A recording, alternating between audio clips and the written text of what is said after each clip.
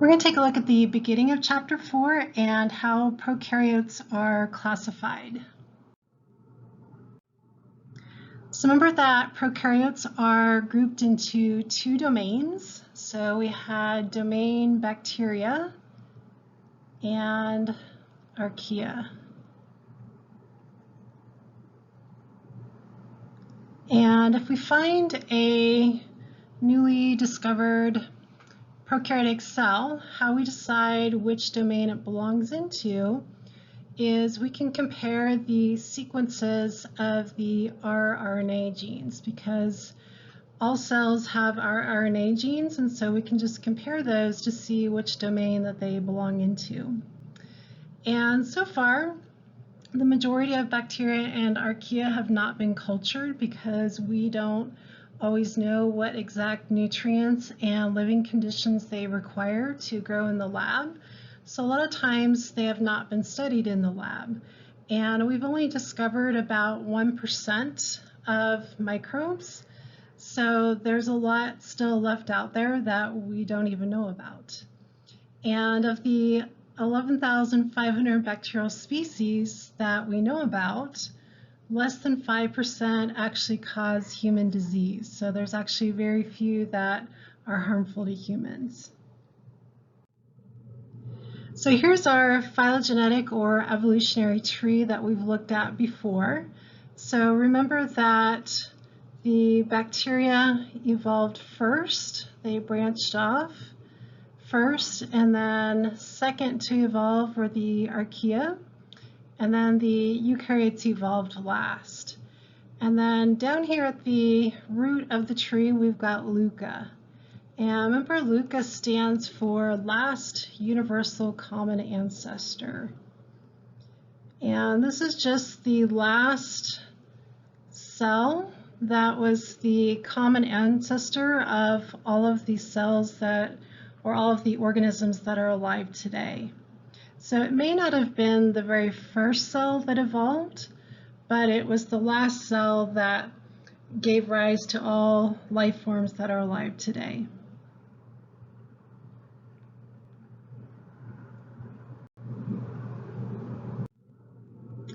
And as far as classifying prokaryotes, there is a manual for that.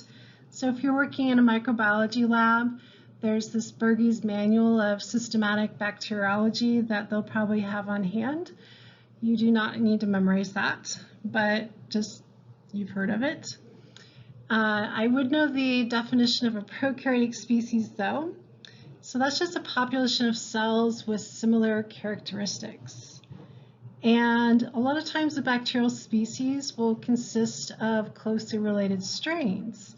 So you might have heard of, there's lots of different strains of E. coli, and like with salmonella bacteria, there's over 2,400 different strains of salmonella bacteria. And a strain is just a group of bacteria that were derived from a single cell, and so a strain is all going to be clones of each other. They're all alike because they all divided and came from the same cell. And what's happened with these different strains of like salmonella or E. coli is there's been a mutation, and so that strain is just a little bit different from a different strain of E. coli, for example, but it's still similar enough that they're still all considered E. coli strains. And then how does the definition for a species differ between prokaryotes and eukaryotes? So the big difference is, if you remember, that the definition of a eukaryotic species involves sexual reproduction, right? And prokaryotes do not sexually reproduce. So that's the big difference there. So prokaryotes don't sexually reproduce, so that is not in their definition of species, but it is in the definition of eukaryotic species because they do sexually reproduce with one another.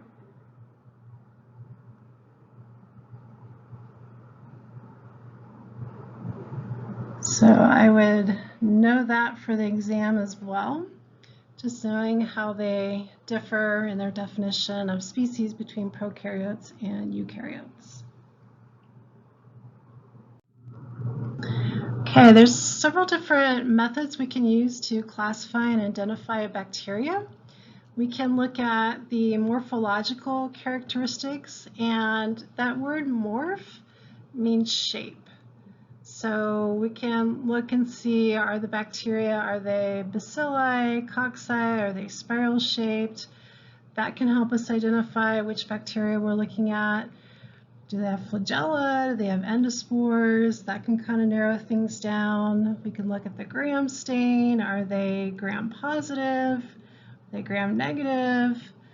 And then we can also look at the DNA base composition. And we use that for the gram-positive bacteria.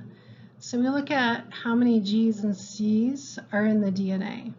So if there's a high amount of G's and C's, then they belong to one group of gram-positive bacteria. And if they have a low amount of G's and C's in the DNA, then they belong to a different group of gram-positive bacteria. We can also look at biochemical tests, looking for certain enzymes that may or may not be present in the bacteria, and that can help identify them.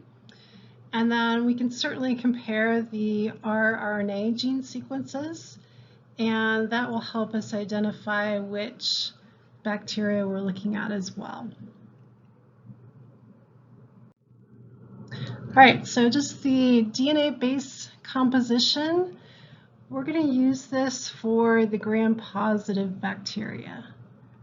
Okay, and so we'll divide our gram-positive bacteria into two groups, whether they have a high amount or a low amount of G's and C's in their DNA.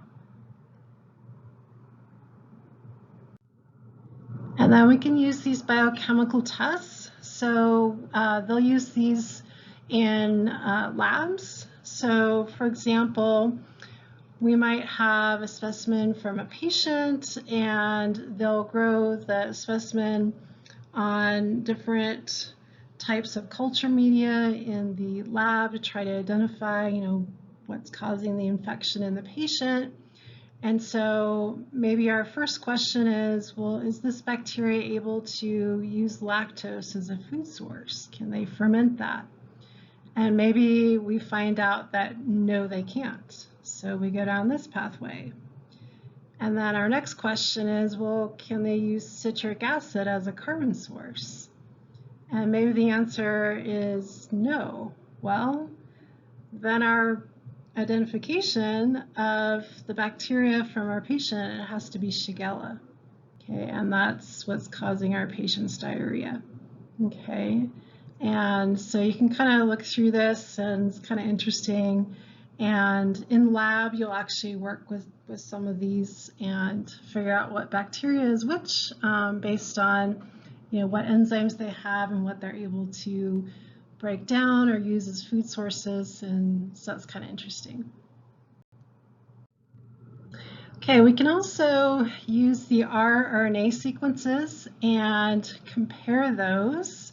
So here we've got some different species of lactobacillus. And here's the sequence of their rRNA genes. And depending on how similar they are, we can look at the percent similarity and then use that to build a cladogram or evolutionary tree. And so then we can see who's more closely related to who among the species of lactobacillus here. Okay, and then this is just a really good overview looking at the classification of domain bacteria.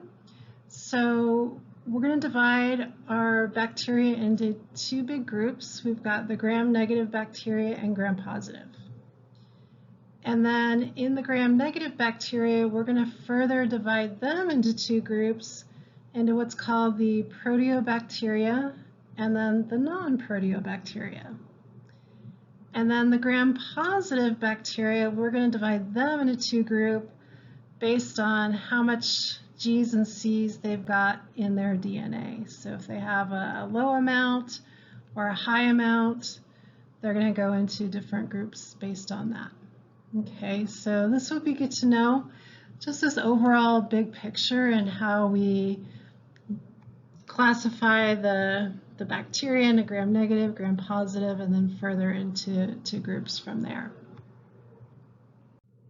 Okay, and then this you can just look through, just showing you the gram-positive bacteria and giving you some examples, and here's gram-negative bacteria and giving you some examples here as well.